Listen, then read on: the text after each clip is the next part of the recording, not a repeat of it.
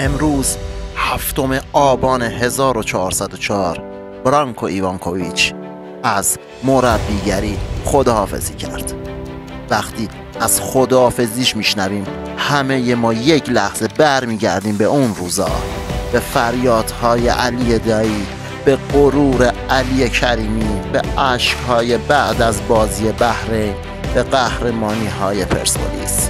برانکو شاید دیگر در کنار زمین با ما نباشه، اما رد قدمهاش هنوز در چمن آزادی، در کلکسیون پرسپولیس و نامش در تاریخ فوتبال ایران تا ابد حک خواهد شد.